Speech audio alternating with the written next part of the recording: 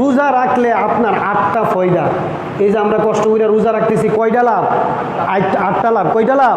8। 1 নম্বর আপনার লাভ হচ্ছে, রাসূলুল্লাহ সাল্লাল্লাহু আলাইহি ওয়াসাল্লাম বলেন, কেউ যদি একদিন রোজা রাখে, হালাল খাদ্যকে একদিন রোজা রাখে আল্লাহর সন্তুষ্টির জন্য, মান সামা ইয়াওমান বাদাল্লাহি ওয়াজহাহু আনিন নারি 70 হারিফা, আল্লাহর সন্তুষ্টির জন্য যদি একদিন রোজা রাখে, এই রোজা রাখার কারণে আল্লাহ তাআলা হাসরের ময়দানে যখন কবর থেকে আপনাকে জীবিত করা হবে, তখন মানুষের খুবই নিকটবর্তী থাকবে জাহান্নাম। মানুষ কবর থেকে জীবিত হয়ে জাহান্নামের শাস্তি দেখতে পারবে, জাহান্নামের যে বিশাল বাউন্ডারি দেখতে পারবে, জাহান্নামের উত্তাপ, জাহান্নামের গর্জন মানুষ শুনতে পাবে কবর থেকে যখন মানুষকে জীবিত করা হবে।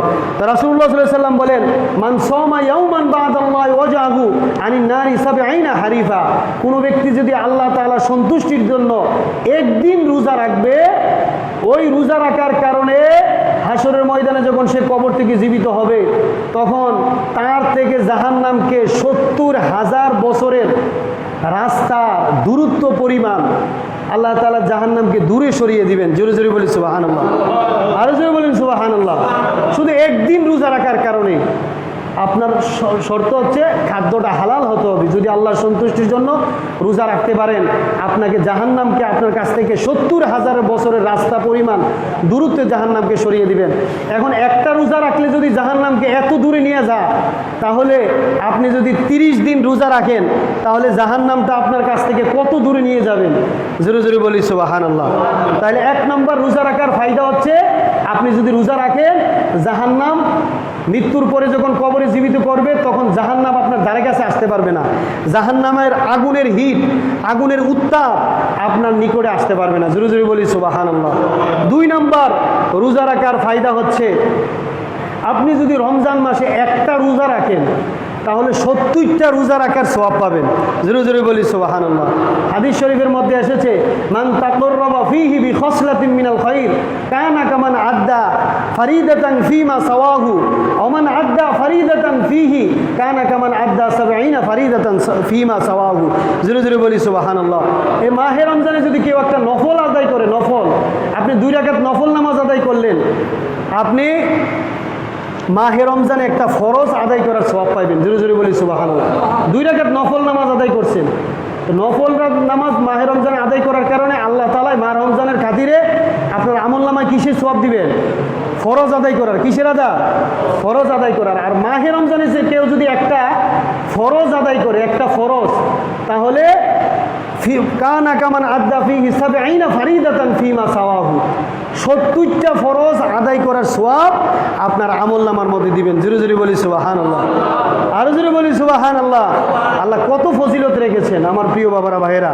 তো এই মাহে রমজানে আমরা বেশি বেশি নফল আদায় করব, সুন্নত আদায় করব, মেসওয়াক করব, শরীরের মধ্যে আতর মাখবো। রাসূলুল্লাহ সাল্লাল্লাহু আলাইহি ওয়াসাল্লাম সুগন্ধি ব্যবহার করতেন। বেশি বেশি সুন্নত নামাজগুলো আদায় করব, তাহাজ্জুদ আদায় করব, কোরআন তেলাওয়াত আদায় করব। কারণ মাহে রমজানে যদি নফল কাজ আদায় করেন, সুন্নত কাজ আদায় করেন, তাহলে আপনি ফরজের সওয়াব পাইতেছেন। আর মাহে রমজানে যদি ফরজ কাজগুলো আদায় করেন, যেমন 5 ওয়াক্ত নামাজ কন্টিনিউ যদি পড়েন, তারপরে রোজাগুলো যদি রাখেন, আপনি 70টা ফরজ। এই মাহে রমজানে রোজা রাখা ফরজ না সুন্নত? মাহে রমজানে রোজা রাখা ফরজ না সুন্নত? ফরজ। তাহলে আপনি যদি মাহে রমজানে রোজা একটা রাখেন, 70টা ফরজ আদায় করার সওয়াব পাবেন। জোরে জোরে বলি সুবহানাল্লাহ। আল্লাহ তাআলা এত ফজিলত রেখেছেন, একটু জিকির করি, লা ইলাহা ইল্লাল্লাহ, লা ইলাহা ইল্লাল্লাহ, লা ইলাহা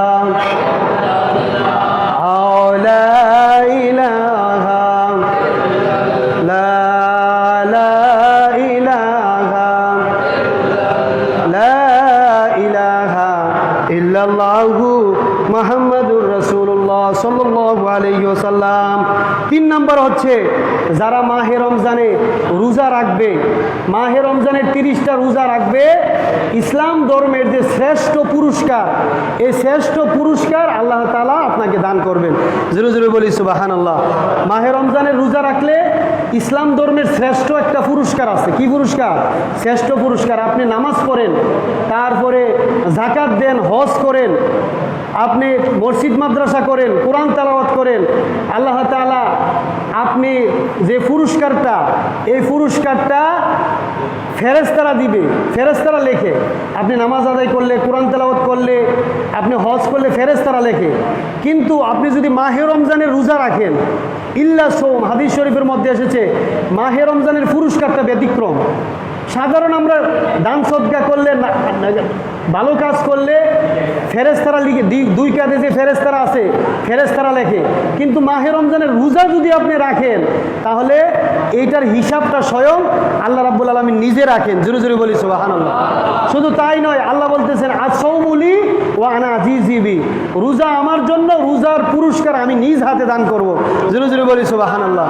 রোজার পুরস্কারটা আল্লাহ নিজ হাতে ধরে আপনাকে পুরস্কার দিবেন। পৃথিবী দুনিয়াতে এমন কোনো আমল নাই যে আমলের সওয়াবের সওয়াব পুরস্কার আল্লাহ নিজে হাতে দিবেন, নিজে হাতে দিবেন না, কিন্তু একমাত্র ইল্লা সওম, রোজার পুরস্কার আল্লাহ নিজ হাতে দিবেন। জোরে জোরে বলি সুবহানাল্লাহ। মুহতারাম হাজিরিন, ইসলামিক স্কলাররা এই পুরস্কারটাকে শ্রেষ্ঠ পুরস্কার বলছেন। রমজানের যে পুরস্কারটা, কারণ আল্লাহ নিজ হাতে দিবেন, অন্য কোনো আমলের পুরস্কার আল্লাহ নিজ হাতে দিবেন না। জোরে জোরে বলি সুবহানাল্লাহ। মুহতারাম হাজিরিন, তারপরে রোজা রাখার আরও ফজিলত হচ্ছে, 4 নম্বর ফজিলত হচ্ছে, যারা 1 মাস রোজা রাখবে আল্লাহ তাআলা তাদের জন্য একটা বিশেষ জান্নাত বানাই রেখেছেন। জোরে জোরে বলি সুবহানাল্লাহ। হাদিস শরীফের মধ্যে এসেছে ইন্না ফিল জান্নাতি বাবান ইয়াকুলু লাহু রুইয়া লা ইয়াদখুলু সাইম লা ইয়াদখুলু আহাদুহুম গায়রুহু। যারা এই কষ্ট করে রোজা রাখতেছে তাদের জন্য আলাদা একটা জান্নাত আছে, রোজাদারদের জন্য আলাদা একটা জান্নাত। জোরে জোরে বলি সুবহানাল্লাহ। এই জান্নাতটার নাম হচ্ছে রাইয়ান, ইয়াকুলু লাহু রায়ান।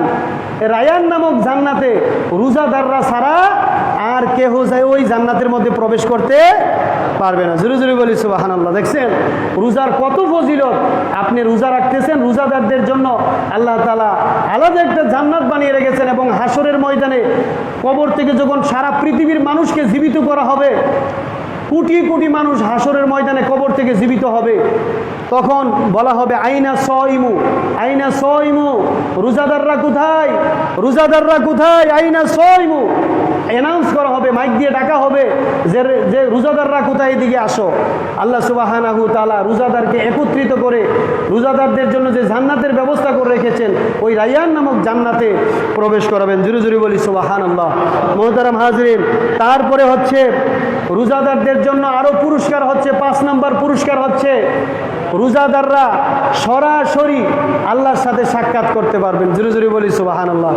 যারা রোজা রাখতেছেন এরা সরাসরি আল্লাহ তাআলার সাথে সাক্ষাৎ করতে পারবেন। জোরে জোরে বলি সুবহানাল্লাহ। হাদিস শরীফের মধ্যে এসেছে ফারহাতুন ইনদা ফিতরিহি ওয়া ফারহাতুন ইনদা লিকাই রাব্বিহি। রোজাদারদের জন্য 2টা পুরস্কার। 1 নম্বর পুরস্কার হচ্ছে রোজাদাররা যখন সারাদিন রোজা রেখে ইফতারের সময় যখন হয়, ইফতারগুলোকে যখন সামনে নিয়ে বসে, তখন তাদের জন্য তখন একটা আনন্দ। আর 2 নম্বর আনন্দ হচ্ছে ফারহাতুন ইনদা লিকাই রাব্বিহি, রোজাদাররা যখন সরাসরি আল্লাহ তাআলার সাথে সাক্ষাৎ করবেন, তখন তাদের 2য় আনন্দ। জোরে জোরে বলি সুবহানাল্লাহ। অন্যান্য আমল করেন, অন্যান্য আমলের জন্য আল্লাহর সাথে সরাসরি সাক্ষাৎ করতে পারবেন এমন কোনো হাদিসে আসে নাই। কিন্তু যদি আপনি রোজা রাখেন, মাহে রমজানের 1 মাসের রোজাগুলো সঠিকভাবে রাখেন, হালাল খাদ্যকে আপনি মৃত্যুর পরে সরাসরি আল্লাহর সাথে সাক্ষাৎ করতে পারবেন। জোরে জোরে বলি সুবহানাল্লাহ। একটু জিকির করি লা ইলাহা লা লা ইলাহা আও লা ইলাহা আও লা ইলাহা আও লা ইলাহা লা ইলাহা ইল্লাল্লাহু মুহাম্মাদুর রাসূলুল্লাহ সাল্লাল্লাহু আলাইহি ওয়াসাল্লাম। তারপরে ইফতারের ফজিলত নিয়ে আমরা কিছু কথা বলতে চাই। খুতবাতে এসেছে ইফতার। আপনি যদি অপর একজন রোজাদারকে ইফতার করান, আপনার কি ফায়দা রয়েছে, কি লাভ রয়েছে? আপনি যদি অপর একজন রোজাদারকে ইফতার করান, তাহলে আপনার 4টা পুরস্কারের ব্যবস্থা আছে। জোরে জোরে বলি সুবহানাল্লাহ। অপর একজন রোজাদারকে ইফতার করালে কয়টা পুরস্কার? 4টা পুরস্কার। 1 নম্বর পুরস্কার হচ্ছে আপনি যদি কোনো রোজাদারকে ইফতার করান, ওই ব্যক্তি সারাদিন রোজা রেখে না খেয়ে যে কষ্ট করে যে রোজা রাখছে, রাখার কারণে তার আমলনামার মধ্যে যে সওয়াব লেখা হবে, আপনি শুধু তাকে ইফতার করার কারণে সেই সমপরিমাণ সওয়াব আপনার আমলনামায় দান করা হবে। জোরে জোরে বলি সুবহানাল্লাহ, আরো জোরে বলি সুবহানাল্লাহ। কত ফজিলত! এক সাহাবী বলতেছে, ইয়া রাসূলুল্লাহ, ইয়া হাবিবাল্লাহ, আমি তো গরিব, আমি দরিদ্র, ইয়া রাসূলুল্লাহ, আমি যে আরেকজনকে রোজা ইফতার করাম এমন তো আমার সমর্থ নাই, আমি নিজেই তো ইফতারি খাইতে পারি না, তৌফিক না, আরেকজনকে করামো কীভাবে? রাসূলুল্লাহ সাল্লাল্লাহু আলাইহি সাল্লাম বলেন, ওগো সাহাবী, তুমি কি তাকে একটা খেজুর দ্বারা ইফতার করে দিতে পারতো না? একটা খেজুরও কি খাওয়ার তোমার তৌফিক নাই, সমর্থ নাই? বলতেছে, ইয়া রাসূলুল্লাহ আছে। বলতেছে, তুমি যদি একটা খেজুর খেয়েও যদি তাকে ইফতার করাতে পারো, তাহলেও সেই সওয়াব আল্লাহ তোমার আমলনামায় দিয়ে দিবেন। জোরে জোরে বলি সুবহানাল্লাহ, আরো জোরে বলি সুবহানাল্লাহ। তারপরে তাহলে এক নম্বর হচ্ছে ইফতার করানোর ফজিলত। আপনি কোনো রোজাদারকে যদি ইফতার করান, সে সারাদিন রোজা রেখে যে সওয়াব পাবে, শুধু ইফতার করার কারণে আপনি সেই সওয়াব পাবেন, এক নম্বর। দুই নম্বর সওয়াব হচ্ছে কান আলী মাগফিরাতিল লিযুনুবিহি। আপনি কোনো রোজাদারকে ইফতার করার কারণে আপনি জীবনে যত গুনাহ করেছেন সমস্ত গুনাহগুলো আল্লাহ মাফ করে দিবেন। জোরে জোরে বলি সুবহানাল্লাহ।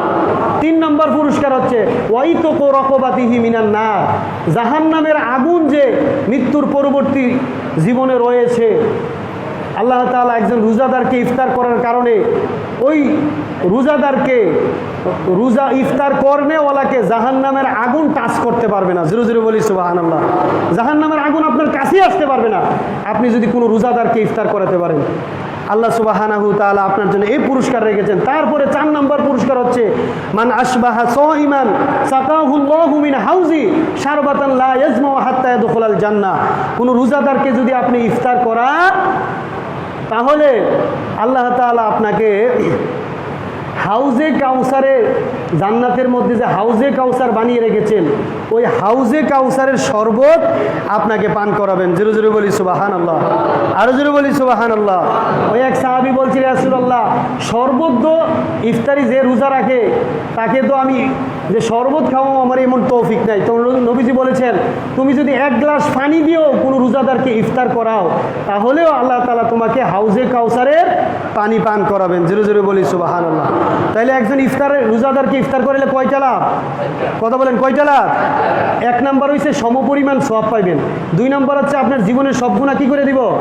মাফ করে। তিন নম্বর হচ্ছে জাহান্নামের আগুন আপনাকে স্পর্শ করতে পারবে না। আর 4 নম্বর সওয়াব হচ্ছে হাউজে কাউসারের পানি আল্লাহ তাআলা আপনাকে কি করবেন? পান করাবেন। জোরে জোরে বলি সুবহানাল্লাহ।